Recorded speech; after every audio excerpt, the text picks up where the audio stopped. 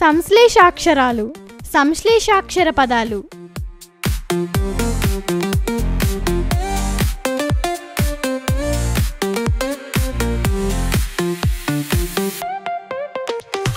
సంశ్లేషాక్షరాలు.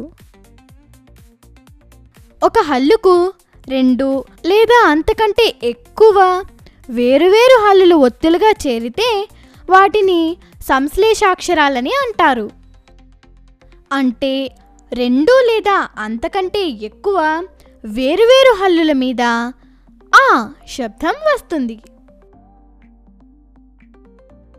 ఉదాహరణకు ష, ట, ర అనే 3 వేరువేరు హల్లులకు ఆ అనే శబ్దం తోడై స్ట్రా అనే సంశ్లేషాక్షరంగా మారింది.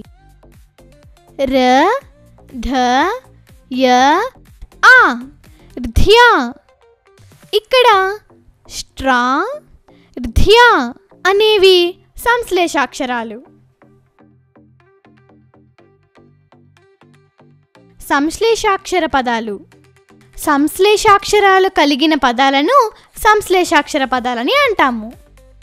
ఉదాహరణలు: రాష్ట్రము, శాస్త్రము, సామర్థ్యము. ఇక్కడ స్ట్రా, స్త్రా, ర్ధ్యా అనేవి సంశ్లేషాక్షరాలు.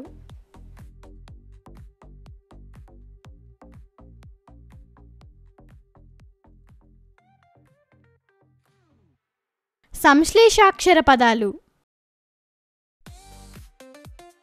ఉజ్వలము, ఉద్గ్రంథము, లక్ష్మణుడు, ఊర్ధ్వలోకము,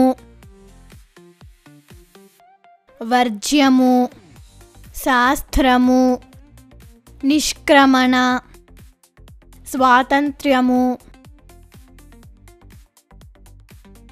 ప్రాశస్త్యము, రాష్ట్రము, దుర్వ్యసనము, నిష్ప్రయోజనము.